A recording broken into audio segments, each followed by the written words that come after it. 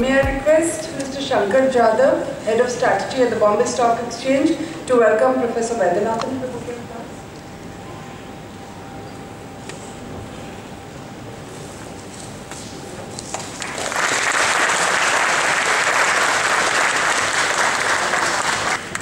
He has publicly challenged and fought against prime ministers, chief ministers and other high officials by filing cases of corruption and fraud in courts of law.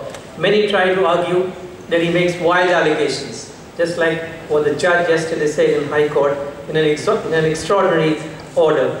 But ask yourself, why is it that no one in government or outside has yet found anything to charge him with, any offense, let alone file a case against him in any court?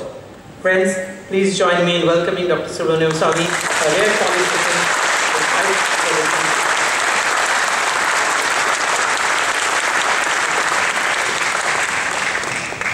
I have now the pleasure of introducing Professor R. Vaidyanathan, who was named as one of the 10 best professors at all IIMs by Business Today magazine in 2006-07. He was a professor of finance and control at the Indian Institute of Management at Bangalore, from where he retired after a distinguished teaching career of 30 years. He is perhaps the most popular of the professors in IIMs, and thanks to his amazing wit, humor and accessibility, and I'm sure we'll see some of that today.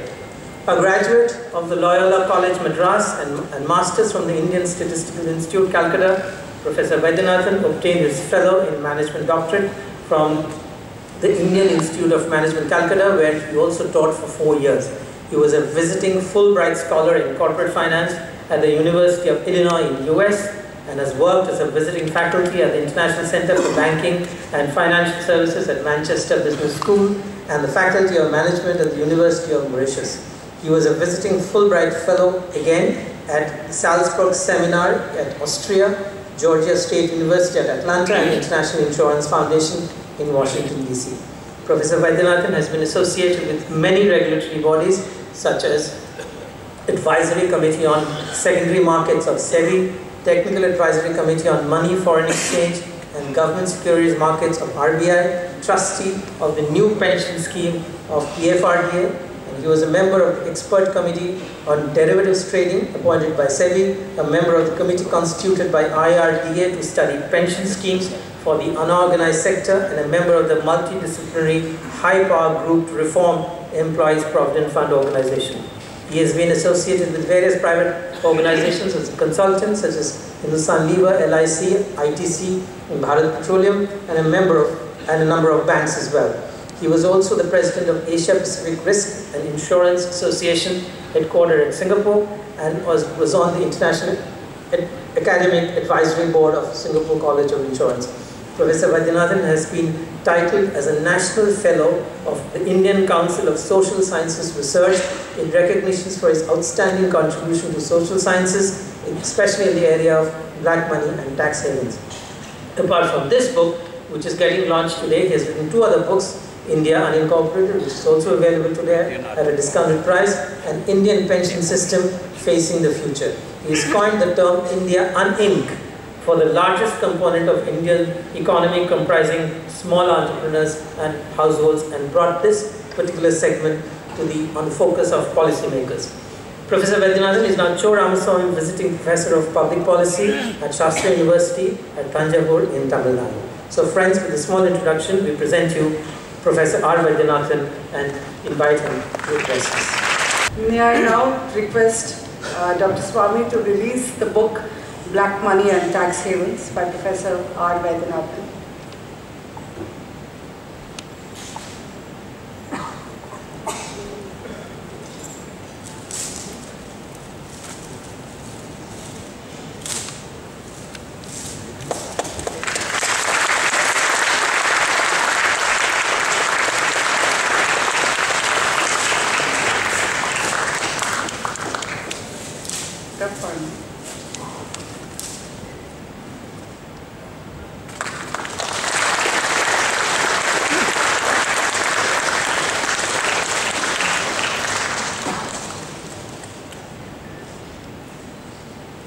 Thank you so much.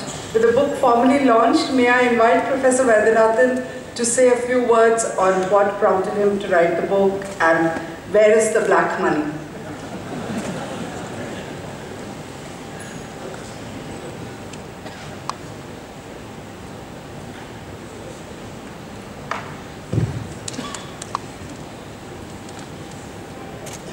Thank you, Sucheta, for that brief introduction. Nice one. And thank you, Basu, for your introducing both the speakers. At the outset, I should, of course, thank Dr. Swami as well as Yadav. The Bombay Stock Exchange was extremely kind, and immediately they agreed to provide the auditorium for this purpose. That was one of the good gestures on their part, actually. And Sucheta mentioned that Swami will fill up the hall more than enough in terms of the size, and she has done a lot of back work in the background in order to make this a successful thing. And very good, she wants to know where the black money is. I am very happy about it. And in Delhi, actually, in an over-enthusiasm, somebody introduced me as a person who has been involved with black money for the last 15 years. So, that's why she has been kind enough to only ask a specific person. I think most of you will be knowing, she is, I always call her as a Savyasaki, the one who can aim arrows with both the hands. She is a fighter of the highest order, and I don't think any regulatory or financial body in India which has not come under a scanner, whether it is RBI, whether it is central government, whether it is banks, and she and the Bajis in their Moneylife Foundation. So I humorously tell that she is one of the very few women, maybe only one woman I think in Bombay, who can get into a Virar special in the peak time in the evening and get on a Bandra without any hassle. You can, very few can achieve that type of a thing. And I am really thankful to her for her organizing this whole event. And of course, many thanks to Dr. Swami, as Basu mentioned, he entered into politics, which is a great loss to the field of economics. Not many would know that mathematical economics was one of the earliest pioneers in the construction of index numbers. He has done joint work with Nobel laureates, and it's a major loss to the field of mathematical economics as well as econometric, actually. He has published in some of the leading journals and other things. And he moved on, but it has benefited significant number of the society as well as the country. But at the same time, the economic research has lost a very major person. And I am sure if he had continued there, he would have been one of the major candidates for the Nobel Prize in the field of economics, actually. So it was very appropriate for him to immediately accept that he would be willing to come here on this occasion to release the book. Now, as far as the book is concerned, it was, I have mentioned in the acknowledgement, a lot of people, including of course Dr. Swami, and I should mention Gitanjali, who provided quite an amount of insight into the nature of the functioning of the tax havens. I had privilege of working with the Baker of the Global Financial Integrity. Actually, from 1990, I was curious about this after the breaking of the before story. So there were a lot of discussion about Hindujas, and some of you may recollect who go back to that time of 90s, and AE services and Swiss banks. And so I got interested, but later on I didn't pursue that. But around 2007, I have been looking at the tax havens. Incidentally, the word tax haven is a recent thing. Now they are known as illicit financial jurisdiction. The terminology itself changes according to the Western idea of the situation. They were considered as modern financial centers or innovative financial centers throughout the 90s. 2002, I gave a paper at Salzburg, Austria, about how these financial tax havens are affecting developing countries. They literally threw me out of the conference. They told, what do you know about these modern financials? The same people are now telling it is illicit financial center and secretive financial jurisdiction. So that terminology differs depending upon whether the white man finds it convenient or not. Why he is not finding it convenient today is something very interesting. Around 2007, Germany was having a lot of turmoil in terms of middle class shouting at, why are you affecting our privileges and our pension funds and asking us to tighten our belt and other things. And our elites are keeping a lot of money abroad. So German, what they did was, they used their external agency to steal data from an adjacent country called Liechtenstein, very small country. A lot of Germans used to keep money, not now, from the 50s. Everybody knows about it. Liechtenstein may be size of this, maybe one of the major college sizes in Bangalore, Bombay. So they were shouting that we are a sovereign country and how can you steal our data? But Germany is big gorilla, they told just keep quiet. You stole our money, we stole your data, it got cancelled. So that's all. And they then published that. They got some 7,000 and odd names, they published it. And many of their top politicians, business people, bureaucrats, they were all involved in it. Some of them were fined, some of them were punished and all.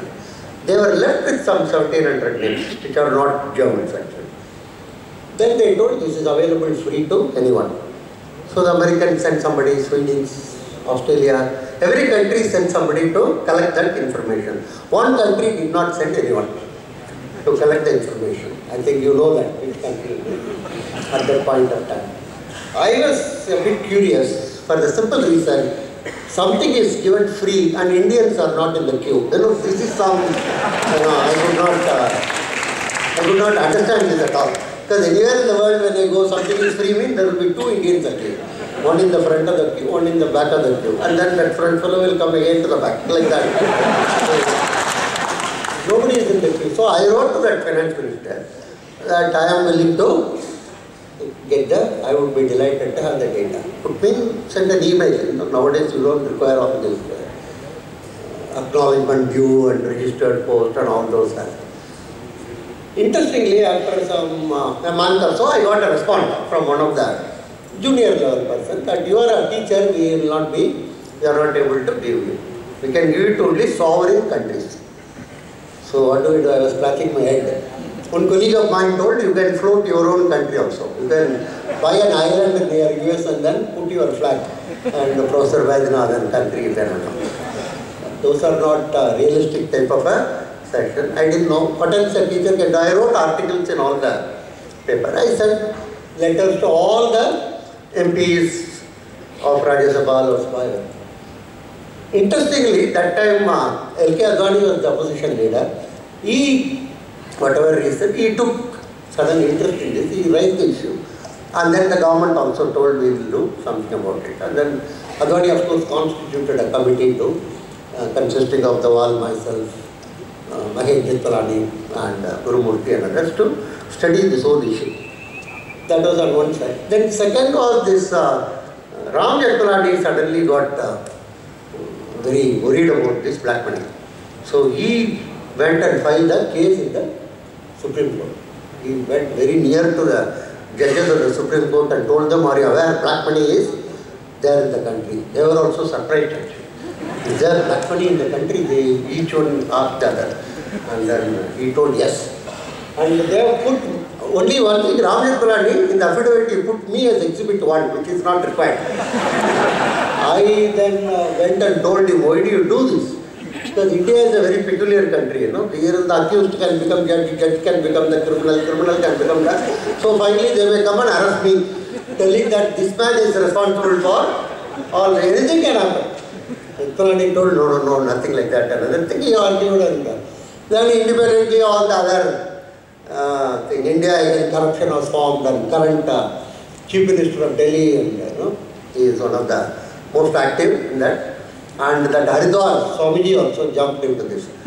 And everywhere, everybody was telling, what is that? She told 15 lakh rupees. So a lot of people are going with bags everywhere. Thinking any time if you get, you have to put it in, right? You can't, she says open bank account, nobody. It's going to come in the form of.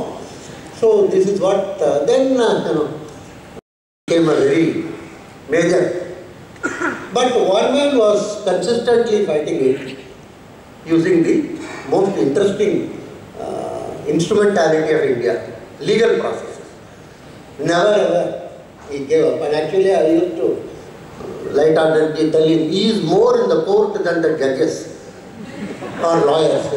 Judges take a holiday and go away, but he is in the court. Most of the time he is in the, he fights, he believes in fighting the cause.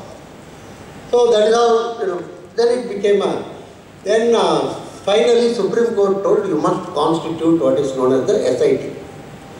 And then UPA government was dilly-dallying and other thing.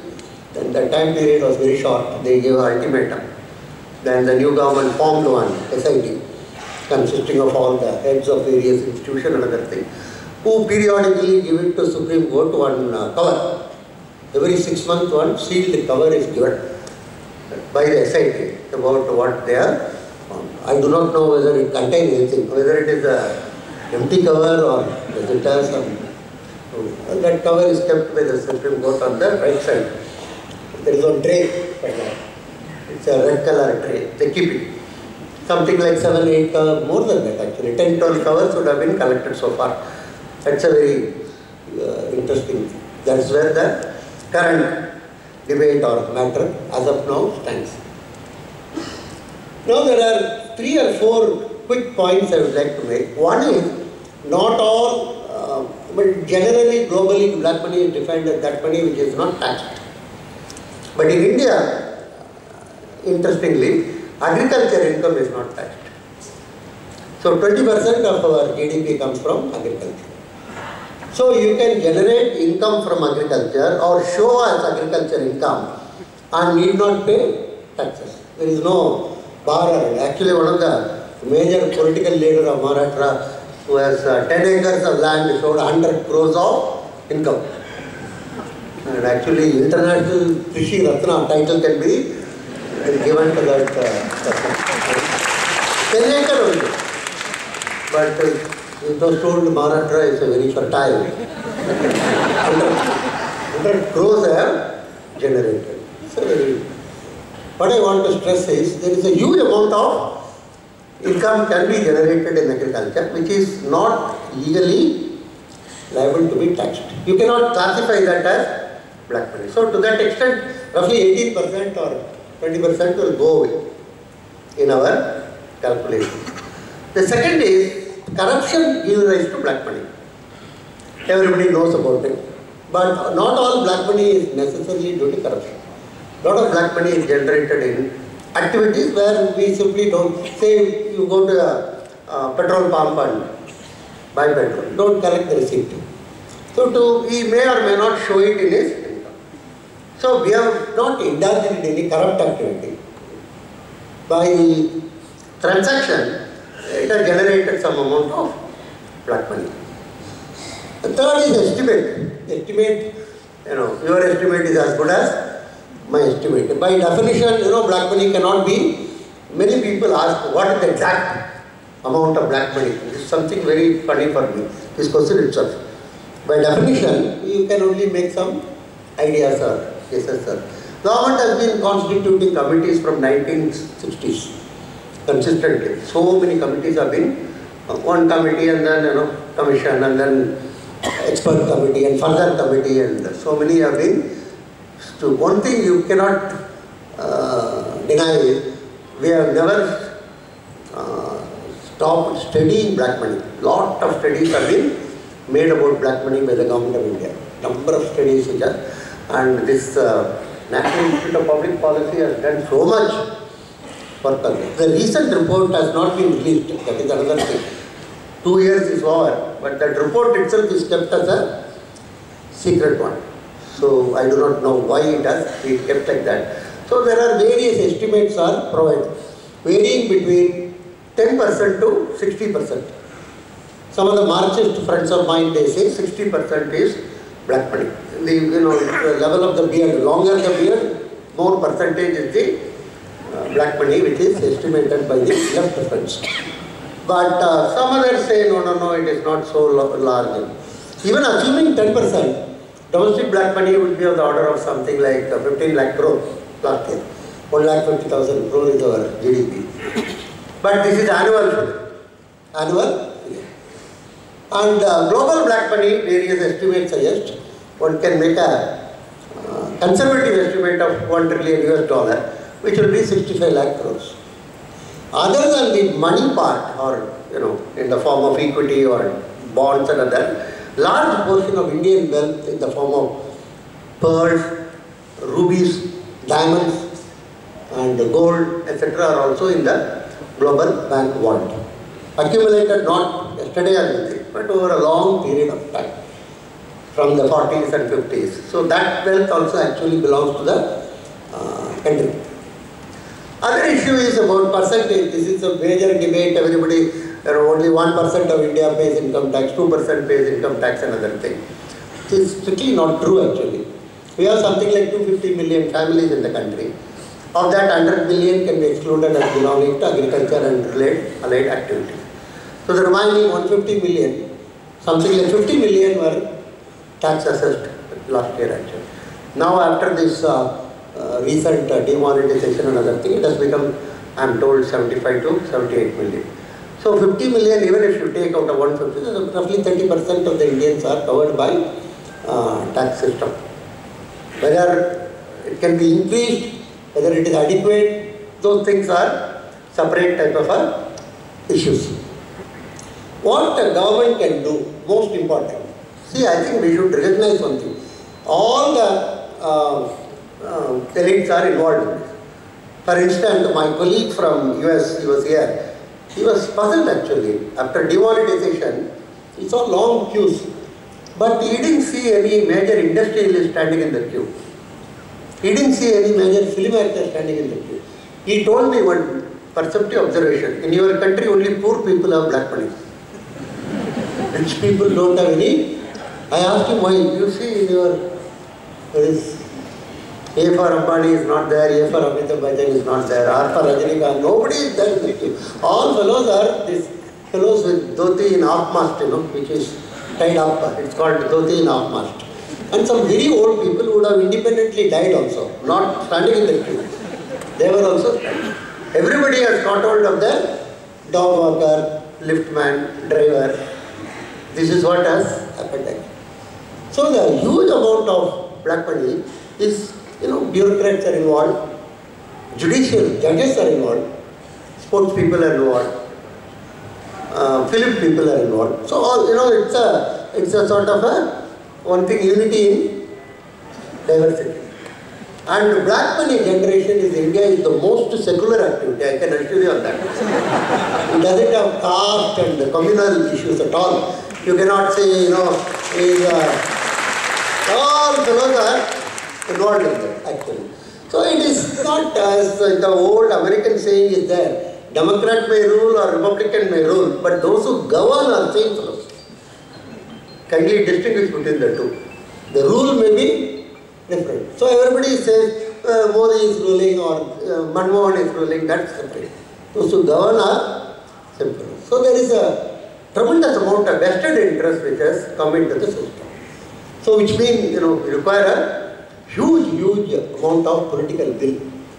We require maybe something like, maybe 100 Swamis across the country who bring back probity in public life in the center stage of activity. It's the most important. We have lost it completely. Probity in public life, if you talk about, everybody laughs at you actually. Nobody takes it very seriously. Unless you bring it back to the central of our activity, it's not going to be an easy task in order to bring it back.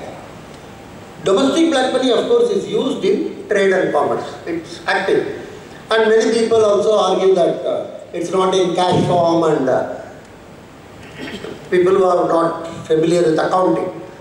I may have a flat of 80 lakh worth, I may sell it to you. You may give me 60 lakh of check and 20 lakh of cash. Cash portion is always there. It is not obliterated. What has happened is my real estate has gone into your hand. Same thing about gold. So cash is never completely eliminated from the system or anything. It passes from one hand to another hand.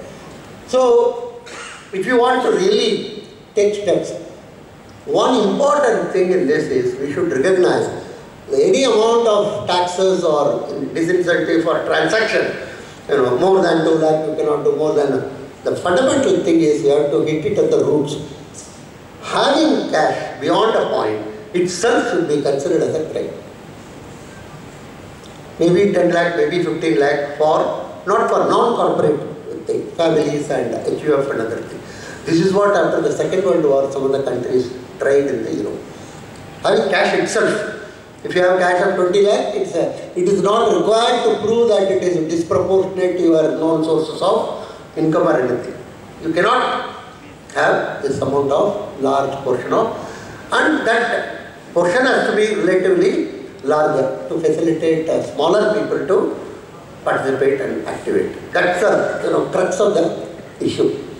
Second crux of the issue is ability to pass some sort of US did with UBS. It arrested actually top 2 executives of UBS. Unbelievable. UBS is one of the very well-known, largest banks of the Switzerland. They were shaken to the core and they came to know that their US told nothing to. Today, US and Germany are 2 countries which are in the forefront of fighting this tax havens. US is angry because large number of global companies are not paying taxes in US.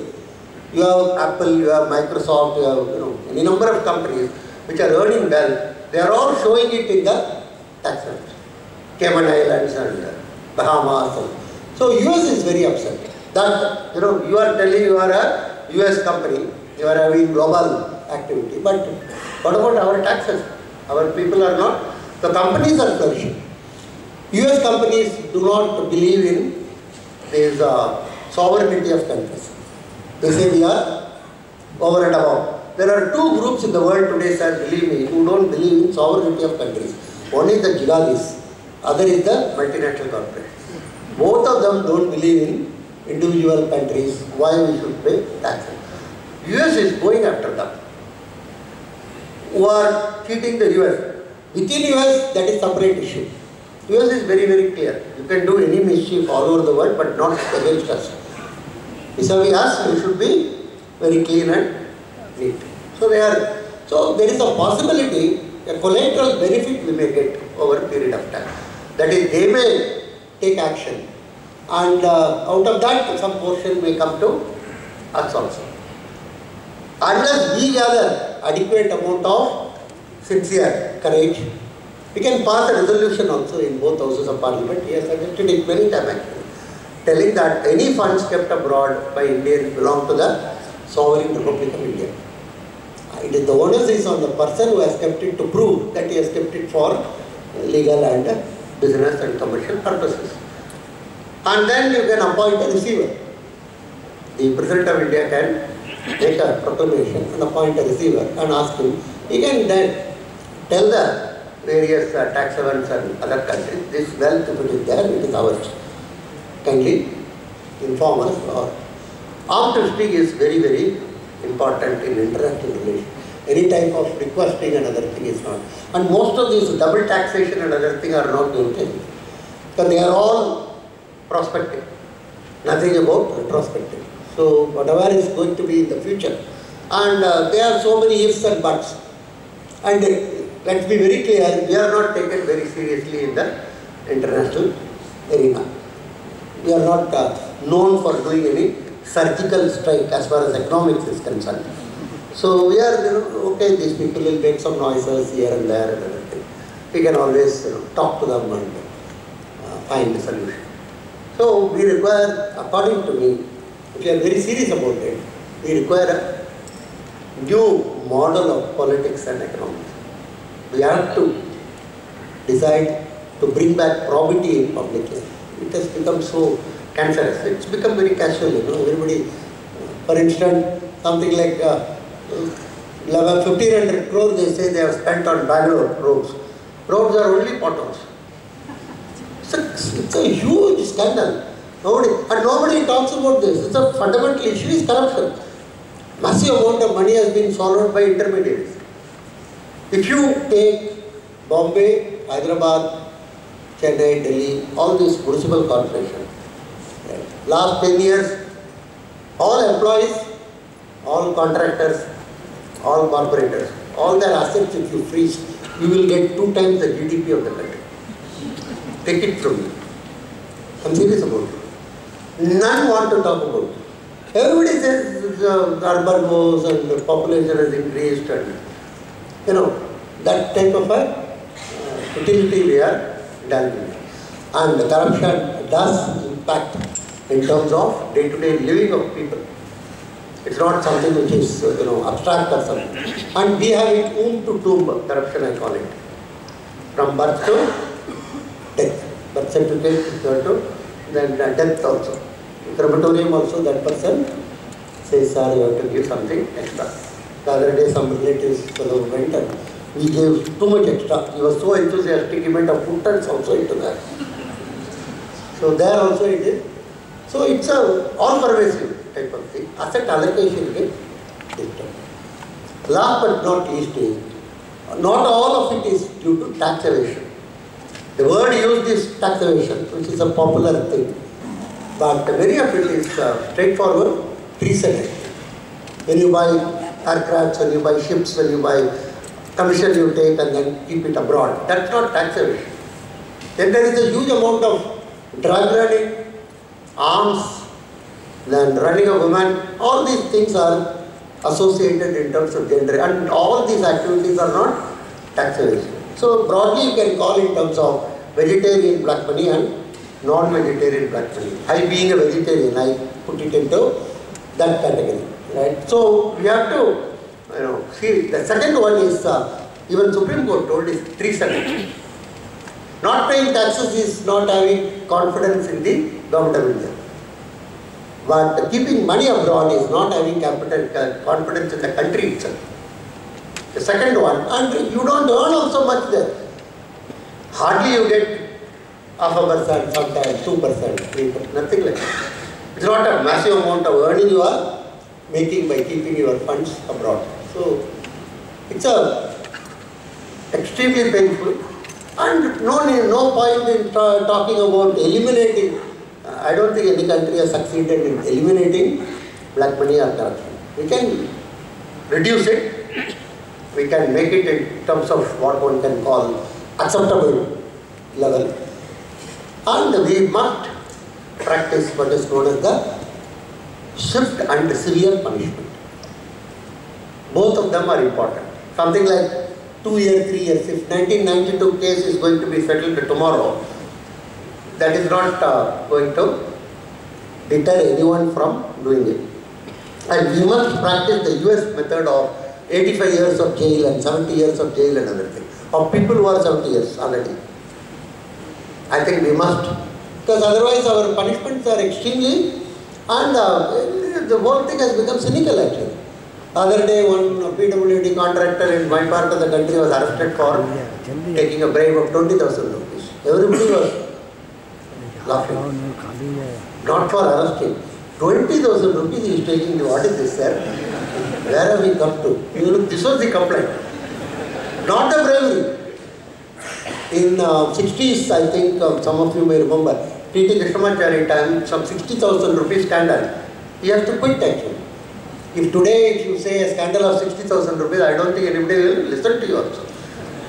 What is this, professor? Why are you wasting your time? We are into 6,000 crore. That is the starting point. Until and unless, So, anyhow, I would request all of you to buy the book. Most important. I am not asking you to read it. I am only asking you to. Because my student also, I can't ask today to read books. They will take me to Human Rights Commission and other thing. Professor is asking us to read the books and another thing. They will complain, and evening Arnab Goswami will come with a wicked thing of people to say, IIM Don is harassing the student. Can you ask the student to read the book? You yes or no, you will say. And one fellow will say, asking student to read the book is not a correct thing. And then, some big debate will take in, and we are the first channel report. And professors are nowadays harassing. So I am not asking you to, I am only asking you to, because one has to be cautious. These politically correct days, right? Everything has to be very measured and cautious. Like the other day, student who submits the report regularly, he was delayed. So I casually asked him, why are you becoming lazy? He told, sir, don't call me lazy. I asked, what has happened?